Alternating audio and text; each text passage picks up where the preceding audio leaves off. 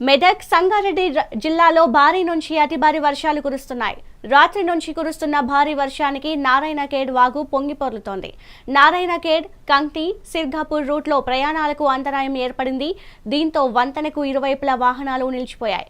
గడిచిన 24 గంటల్లో రాష్ట్రంలోని అత్యధికంగా మెదక్ జిల్లా పెద్దశంకరంపేటలో 20.4 సెంటీమీటర్లు అతి భారీ వర్షం కురిసింది.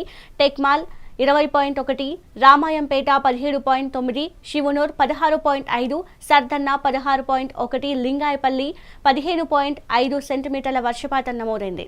సంగారెడ్డి జిల్లా నిజాంపేట 17.6, కల్హేర్ 11, మనూర్ 10.1, కట్పాల్ 10 సెంటీమీటర్ల వాన వర్షపాతం నమోదైంది.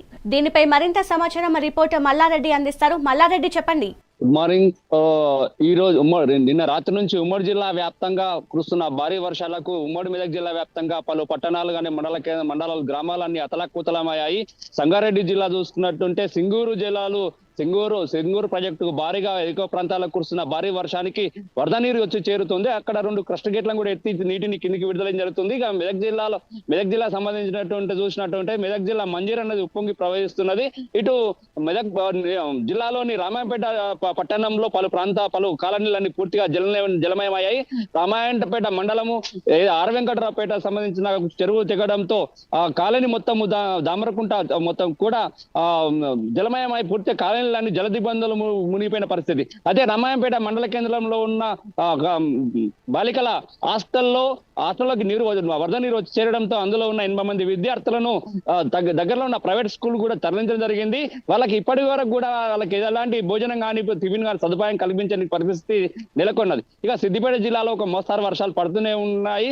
ఇది రామాయంపేట నుంచి ఏదైతే ధర్మానం పోయే రోడ్డులో పూర్తిగా కూడా తెగిపోవడంతో రాకపోకలు కూడా కష్టమవుతుంది. ఇక సంగారెడ్డి జిల్లా నారాయణఖేడ్ నియోజకవర్గంలో చూసినట్టుంటే వర్షాలు నియోజకవర్గం మొత్తం కూడా అతలాకుతం చేసిన పరిస్థితి. ఏదైతే నారాయణఖేడ్ నుంచి కంక్టి వెళ్లే రహదారి ఉందో అది పూర్తిగా దానిపై నుంచి వరద నీరు పోవడంతో ఆ వాగు నుంచి వెళ్ళడంతో పలు ప్రాంతాలకు కూడా రాకపోకలు కూడా పూర్తయిన బంద్ అయిన పరిస్థితి.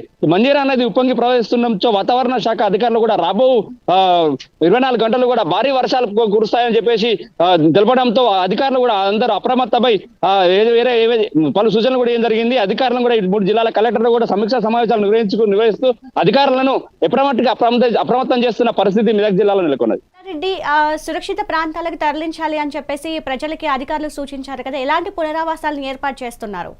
కేంద్ర ఏదైతే లోతట్టు ప్రాంతాల్లో ఉన్న ఏదైతే శిథిలావస్థలో ఉన్న ఇండ్లు ఉన్నాయో దగ్గరలో ఉన్న పునరావాస కేంద్రాలు తరలించాలని కూడా కలెక్టర్లు కూడా ఆదేశించడం జరిగింది. ఇది ఏదైతే రామాయంపేట పట్టణంలో గల బాలికల హాస్టల్ సంబంధించిన విద్యార్థులు మాత్రము వరద నీరు చేరడంతో వాళ్ళని మాత్రం దగ్గరలో ఉన్న ప్రైవేట్ పాఠశాలకు తరలించడం జరిగింది.